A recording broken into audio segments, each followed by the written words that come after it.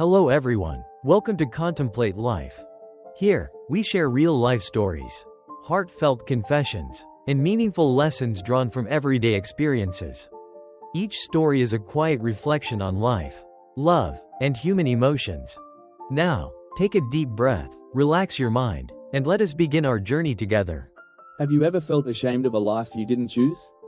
I'm 30 years old, and I live in a place most people would never notice on a map. The road to my house is narrow and uneven, and at night, silence settles so deeply that even your thoughts feel loud. I used to believe that quiet meant peace. I was wrong. Sometimes, quiet is just loneliness with no place to hide. I wasn't born into much.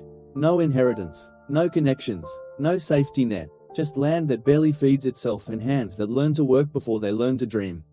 For a long time, I told myself that this was enough. That if I lived honestly, if I loved sincerely, life would eventually meet me halfway. Then I got married. Love didn't arrive like a miracle. It came gently, imperfectly. She saw me when I wasn't trying to impress anyone. She sat beside me in this small house and never complained about the cracked walls or the worn furniture. With her, I felt something I had never felt before. Chosen. But love does not exist in isolation. It carries the weight of families, expectations, and fears that don't belong to us but still decide our fate. Her mother never said she hated me. She never raised her voice. In fact, she was always polite. That was what made it worse. Disappointment, when dressed as concern, cuts much deeper. Every visit felt like an inspection. Every pause in her speech felt like a judgment she didn't need to say out loud. I began to notice how my wife changed after speaking with her. Her smile grew thinner, her silence heavier. She would stare at our life as if seeing it from someone else's eyes, measuring its value, its limits. That was when the doubt crept in. Not doubt about love, but doubt about myself. I started asking questions I had never dared to ask before. Was love enough if I could not offer comfort? Was sincerity enough if it came with struggle? At what point does love become a burden instead of a blessing? I could feel something breaking long before any words were spoken. A quiet fracture, spreading slowly through the days. Meals eaten without hunger, nights spent lying side by side but miles apart. And the most painful part was this. No one was cruel, no one was wrong. Her mother wanted security for her daughter. My wife wanted peace. And I just wanted to exist without feeling like an obstacle in someone else's happiness. Some wounds don't come from betrayal. They come from being measured against a life you can never provide. This is not a story about anger or hatred. It's about the slow, suffocating weight of knowing that love might not be enough to protect you from the world's expectations. And this is where my story truly begins. If the first crack came from doubt, this was where it learned how to spread. My wife and I had been married for 3 years when the tension began to take shape. We had no children, not because we didn't want them, but because life, quietly and stubbornly, refused to give us that blessing. At first, we told ourselves it was just a matter of time. Later, we stopped talking about it altogether. Silence became our way of protecting each other. We lived in the same small house I had grown up in. 2 rooms, a kitchen, and a view of open land that looked beautiful only if you had learned to love emptiness. Our income was modest. I worked locally, doing whatever work was available. The kind of jobs that leave your body tired and your future uncertain.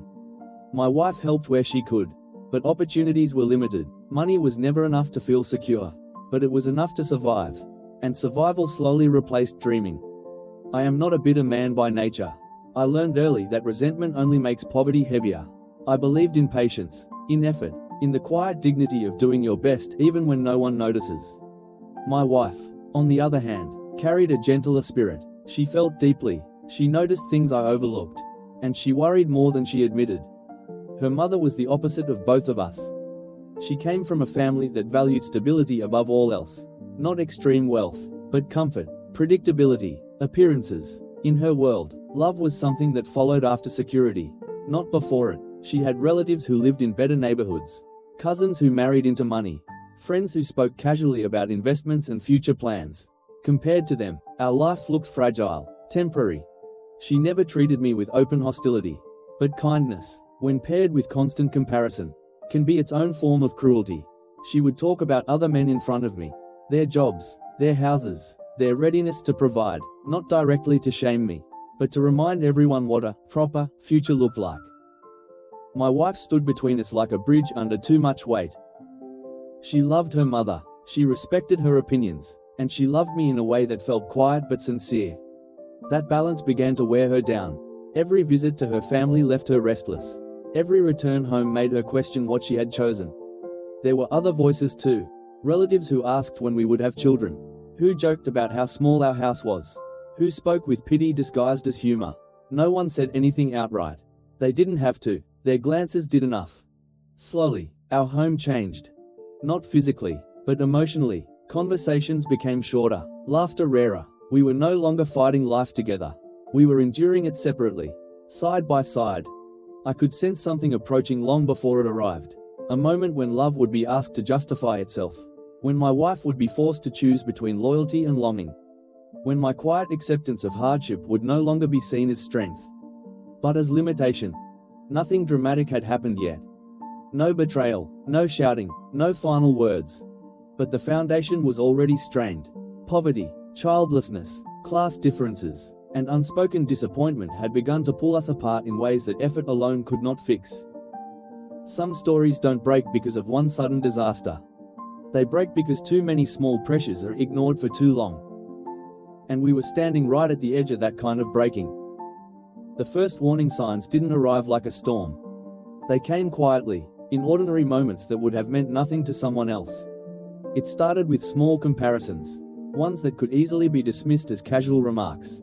Her mother would sit at our table, sipping tea, and speak as if thinking out loud. "Your cousin's husband just bought a new car," she said once, glancing toward me with a polite smile. "He says it's important to think ahead. A man should always plan for the future." I nodded. Planning was a luxury when survival took most of your energy. Another time, she asked my wife, not me, "Do you ever miss living somewhere more convenient?" Her voice carried no accusation, just concern, the kind that forces you to question your own contentment. At first, I told myself I was being sensitive, that not every comment was an attack, that families talk like this all the time. So I stayed quiet. I kept my eyes down. I learned to swallow words before they formed. My wife noticed, of course. On our way home after one visit, she said softly, "She doesn't mean it that way." "I know," I replied, and I meant it, or at least, I wanted to. But something had changed. I could feel myself being measured, not by who I was, but by what I lacked. And once that scale is introduced, everything else begins to lose its weight. The comments grew more personal. Her mother started asking questions that sounded harmless but landed heavily. "How much do you make now? Do you think this work is stable long term? What would you do if something happened? Illness, accidents, life is unpredictable." She never asked me directly. Always my wife, always when I was close enough to hear. My wife grew quieter during those visits.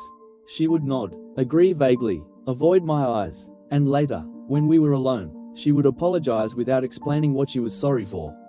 At home, tension found new ways to exist. She began reorganizing the house.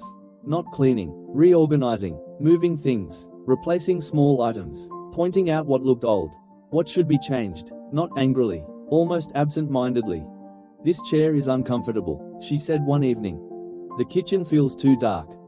I wish the bathroom had better lighting."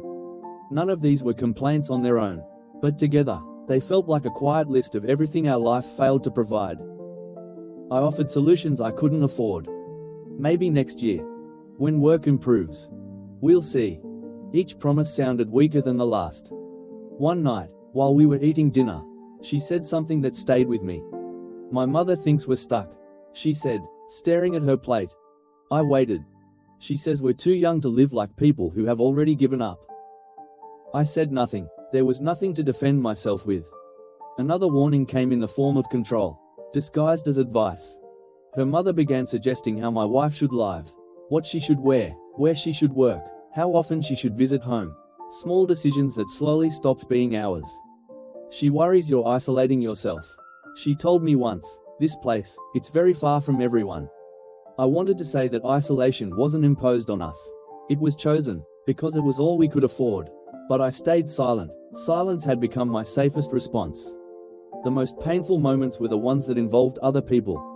Family gatherings became uncomfortable. Conversations would pause when I joined them. Jokes would be told that I wasn't meant to understand. Someone once laughed and said, "At least love is free," and everyone smiled as if it were harmless. I smiled too. Inside, something tightened. At night, lying beside my wife, I could feel the distance growing. Not physical, emotional. She no longer leaned into me. She slept facing away, her body tense even in rest. I wanted to ask her if she was still happy, but I was afraid of the answer. So I endured. I endured the looks, the words, the quiet disappointment. I told myself that this was what love required, that patience would eventually prove something, that if I remained steady, the storm would pass. But storms don't always announce themselves. Sometimes they begin as a change in tone, a shift in silence, a growing sense that you are no longer standing beside someone, but slowly falling behind them. And though no one had said it out loud yet, I could already feel it. I was becoming the problem everyone was too polite to name. The moment everything became undeniable did not begin with a fight. It began with a name. My wife mentioned it casually one evening, as if it were nothing more than a passing thought. "Mother ran into someone today," she said while rinsing a cup. "An old friend's son. He's back from the city." She didn't look at me when she said it. Her voice was careful, neutral, too careful. I asked nothing. I already felt something tighten in my chest. A few days later, her mother called and insisted we come for dinner. Not a request, an insistence wrapped in politeness. I agreed, because I always did. Refusing only made things worse. That night, the house felt different the moment we arrived. Cleaner, brighter, louder than usual. There were more people than expected. Relatives I hadn't seen in a long time. Smiles that lingered just a second too long. And then I saw him. He stood up when we entered. Tall and confident, dressed simply but expensively in a way that didn't need explanation. He greeted my wife warmly, like someone who already belonged there. Someone who had history, or potential. "This is Daniel," her mother said, almost proudly. "He just returned after 10 years abroad. He's helping manage his family's business now." Daniel shook my hand firmly. His grip was steady, his eyes polite, not arrogant. That made it worse. Dinner passed in a blur of conversation that never truly included me. They spoke about investments, property prices, future plans, about opportunities that existed only in places far from where I lived. Daniel talked about a house his parents were renovating, about land they planned to pass down, about stability, spoken as if it were the most natural thing in the world. Her mother watched my wife carefully as he spoke. She didn't hide it anymore. At one point, she said, "It's such a relief when a family doesn't have to worry about the future." I felt my wife shift beside me. Later, when Daniel excused himself to take a call, her mother finally turned to me. "You're a good man," she said again, that sentence again, "but goodness alone doesn't build a life." The room went quiet, no one interrupted. "You've had time," she continued calmly. 3 years, no children, no progress. How long should my daughter wait?" I looked at my wife. She stared at the table. I didn't defend myself, not because I had nothing to say, but because I realized something terrible in that moment. This was no longer about opinions or advice. This was a plan, carefully laid out, patiently prepared. Daniel was not an accident. On the way home, my wife was silent. The road stretched endlessly ahead of us. The same road I had driven all my life, now feeling unfamiliar. When we reached the house, she didn't go inside right away. She stood in the yard, arms crossed, looking out at the dark fields. "She wants me to think about my future," she said finally. I waited. "She says love shouldn't feel this heavy." That was the first time her words hurt more than her mother's. A few days later, the pressure intensified. Her mother called every day, sometimes twice. She spoke of opportunities, of what Daniel could offer, of how people talk when a woman wastes her youth in hardship. Then came the money. Her mother offered to help us move, to give us a loan, not to improve our life here, but to leave it behind, to start fresh somewhere else, somewhere closer to her family, somewhere more suitable. But the help came with conditions I didn't need spelled out. This would be easier, she said, for everyone. The unspoken truth hovered between us. Easier without me. That night, my wife finally said what had been circling for weeks. She asked me if I've ever wondered what my life would be like if I had chosen differently. I felt the ground shift beneath me. "And have you?" I asked quietly. She didn't answer right away. When she did, her voice was barely a whisper. "I'm tired of being afraid." That was the trigger. Not Daniel, not her mother, not money or property. Fear. Fear of regret. Fear of missing out on a life she could have had. Fear that loving me meant accepting limits she never chose. For the first time, I felt anger rise, not toward her, but toward myself, toward this life I had accepted without question, toward the belief that endurance was the same as strength. I realized then that silence was no longer protecting us. It was suffocating us. I stood at a crossroads I had avoided for too long. If I continued to endure, I would slowly disappear from my own life, becoming a quiet compromise everyone learned to live with. If I spoke, if I resisted, I risked becoming the villain who stood in the way of her happiness.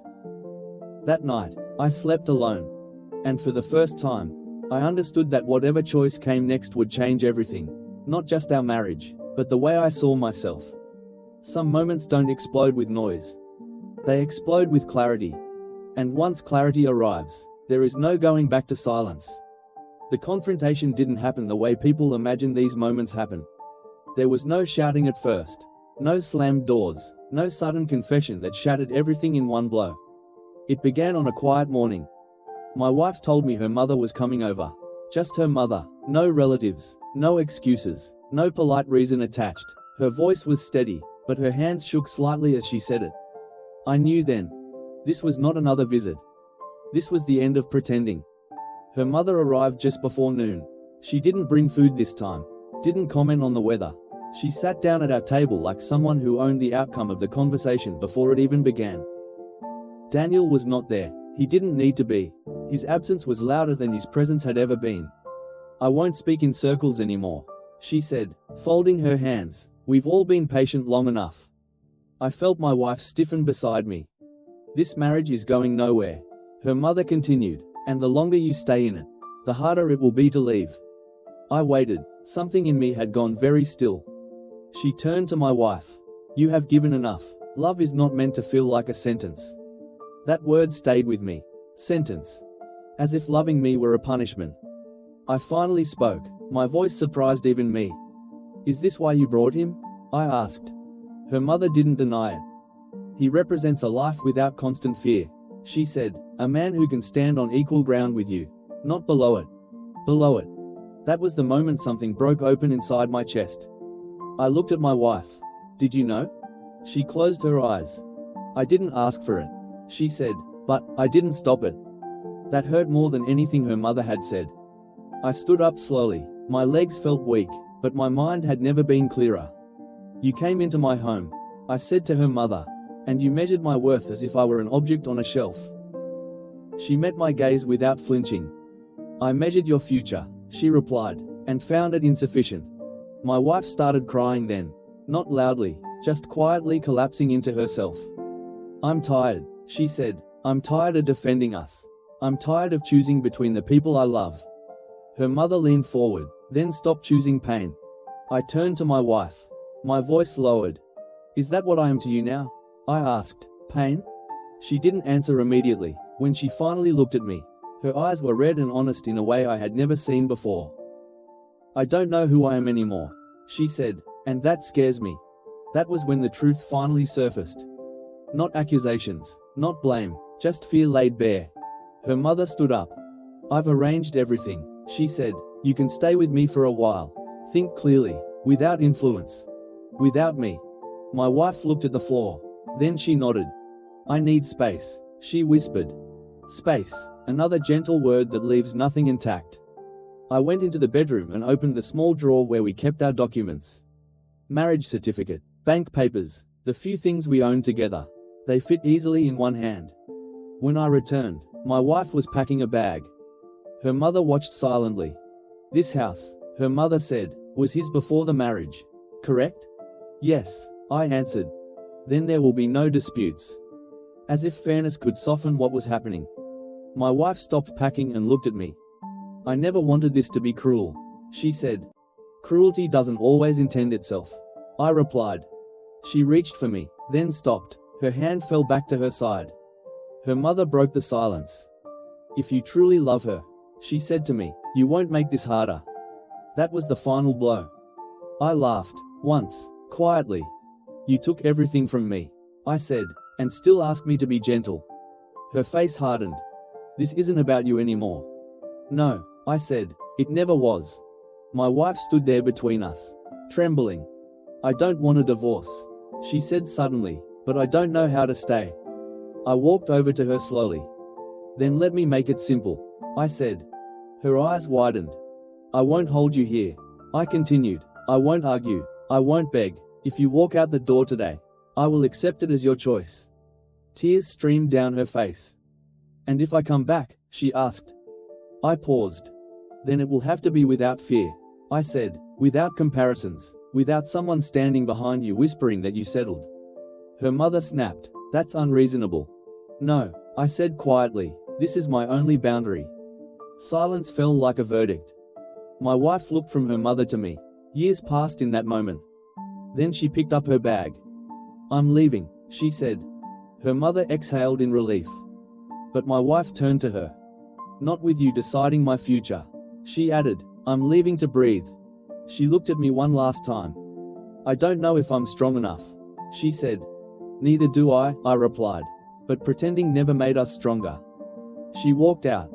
The door closed softly behind her. No drama, no collapse, just an ending heavy enough to crush the air in the room. Her mother stood there a moment longer. You could have been practical, she said. I could have been anything, I answered, but I chose to be honest. She left without another word. I stood alone in the house that had once felt too small and now felt impossibly large. Later that night, I sat on the floor and cried for the first time since this began.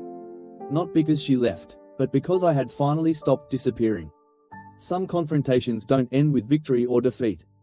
They end with clarity so sharp it leaves scars. And once those scars form, nothing can ever return to the way it was before. After she left, the house did not feel empty right away. It felt stunned, as if it hadn't yet understood what had happened. For the first few days, I moved through the rooms on habit alone. I woke up at the same hour. I boiled water for 2 cups of tea before remembering there was only one. I listened for footsteps that never came. Absence doesn't announce itself. It waits for you to notice it on your own. Nights were the hardest. The countryside is unforgiving when you are alone. There are no distant sirens. No neighbors talking through thin walls. No distractions. Just darkness, wind, and the sound of your own breathing. I lay awake, staring at the ceiling, replaying every conversation, every pause, every moment I could have spoken but chose not to. Regret crept in quietly, disguised as reflection. But regret didn't last the way I thought it would. What lasted was silence, and strangely, silence began to change its shape.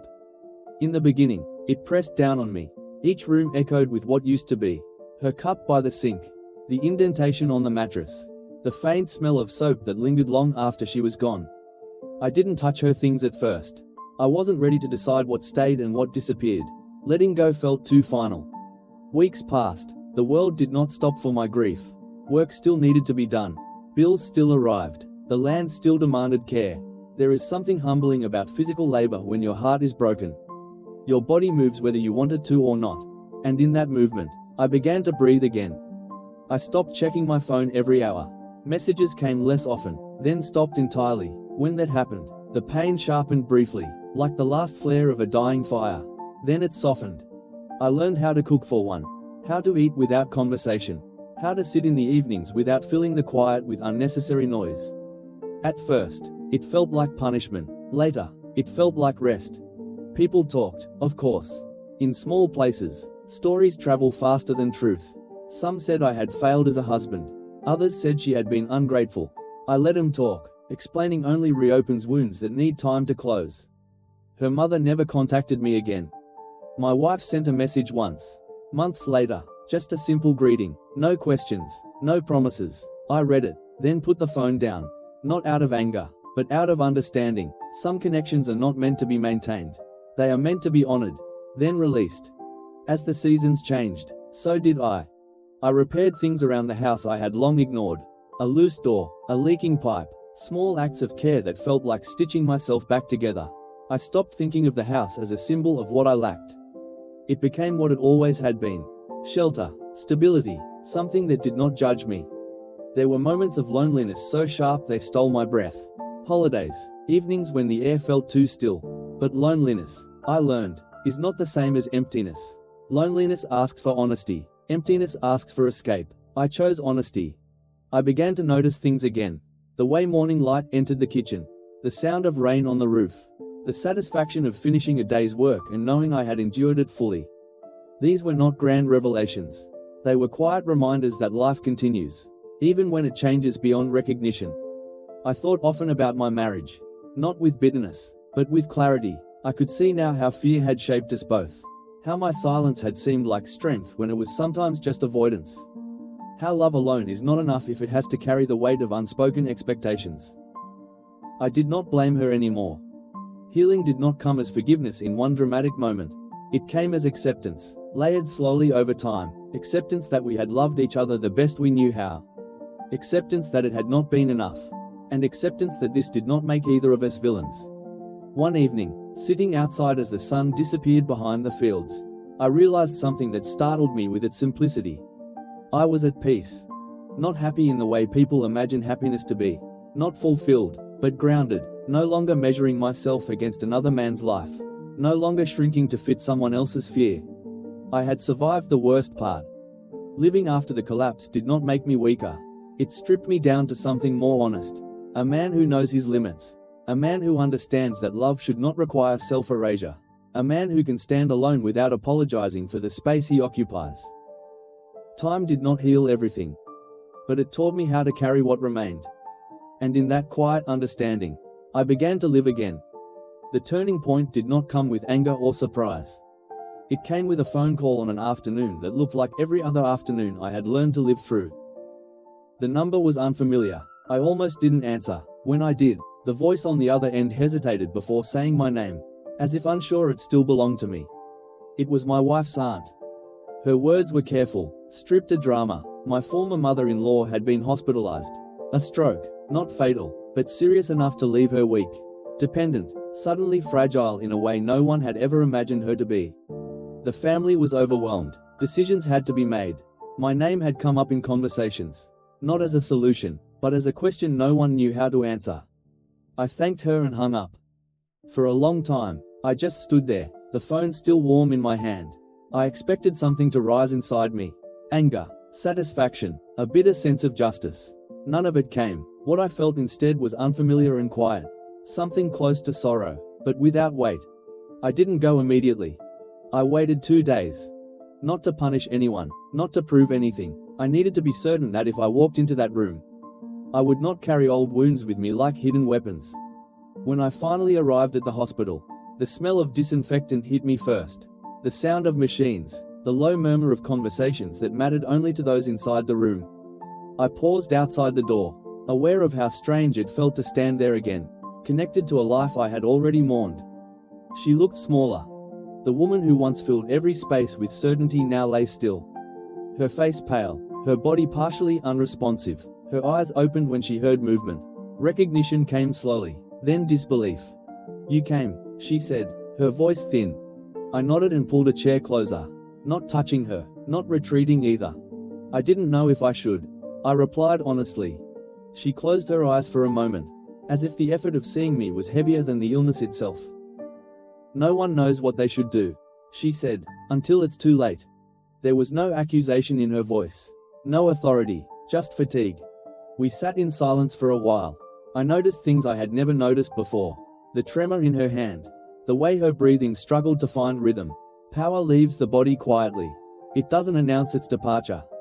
She spoke again. "My daughter hasn't been sleeping," she said. "She blames herself." I listened.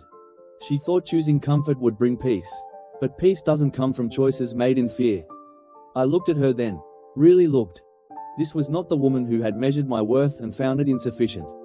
This was someone confronting her own limits for the first time. "You were right about some things," she continued, surprising me. "Life is harder without money, without security. I wasn't wrong to worry." I waited. "But I was wrong about you," she said. "I mistook endurance for weakness, silence for emptiness." That was the buried truth, not spoken with apology, but with clarity. "I never hated you," she added. "I was afraid of you, afraid that my daughter would choose a life I couldn't protect her from." Her honesty landed gently, too late to change the past, just in time to release it. I didn't come to argue. I said quietly, "And I didn't come to ask for forgiveness." She nodded, tears slipping from the corners of her eyes. "I know. We talked for a long time.